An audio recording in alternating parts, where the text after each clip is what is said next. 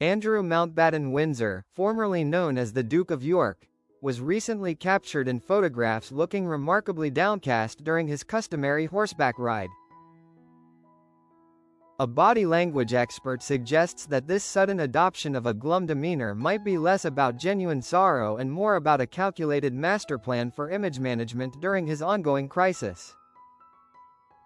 For years, Andrew clung tenaciously to his titles and his large royal residence, Royal Lodge, despite intense scrutiny over his links to Jeffrey Epstein. But now, the harsh reality of his newly reduced life as a commoner appears to have set in. Recent photos of the ex-Duke riding through the frosty Windsor estate show a figure markedly different from the once defiant prince. With his head bowed, shoulders slumped, and eyes cast strictly downward, Andrew projects an image of profound gloom. The disgraced royal is reportedly spending most of his time alone wandering around Royal Lodge ranting to himself after relinquishing his titles and agreeing to vacate Royal Lodge in the new year. The new downcast state, a strategic shift in body language. According to body language expert Judy James, this sudden shift in demeanor might be less about authentic distress and more about a calculated change in tactics. "We've been treated to the sight of a variety of different body language mood states from Andrew since the scandal opened up," James tells the Mirror. These ranged from arrogant and attention-seeking royal networker to defiant and pumped with bravado. James suggests that these latest photos seem to signal a desire to project a new state though, which could be very neatly labeled downcast. The staging of this sorrow, according to Judy, is almost theatrical. His head is tilted, and his eyes are cast down at the ground.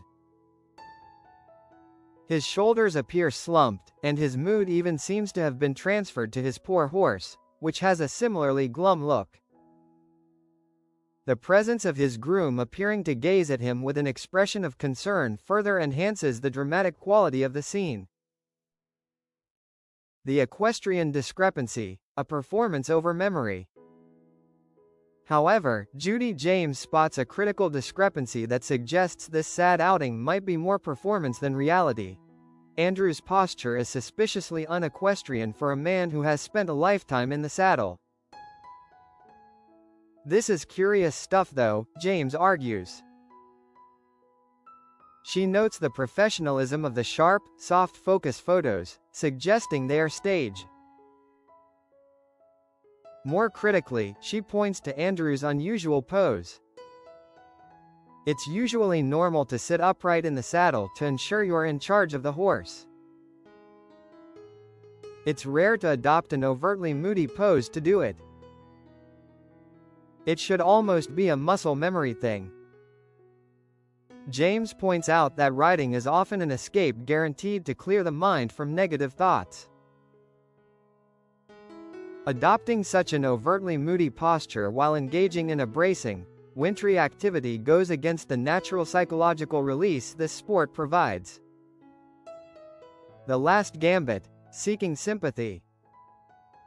With pressure mounting from U.S. lawmakers calling for Andrew to testify, the former prince is facing the inevitable. Judy James concludes that this latest outing could be a final, desperate attempt to garner sympathy from the public and, crucially, from his older brother, King Charles III. Andrew could of course be feeling understandably sad, Judy says. But this could also be performative if he's realized the arrogant, defiant displays didn't work. The expert's analysis posits that Andrew has abandoned the failed strategy of arrogant defiance and pivoted to the sympathetic role of the silent victim as his final move to shape the public narrative and perhaps soften the financial and familial consequences of his actions. This shift represents a calculated effort to leverage human empathy when all other defenses have failed. Given this analysis that the glum look might be a deliberate strategy, what do you believe is the single greatest risk Andrew runs by attempting to manipulate the narrative through staged sympathy?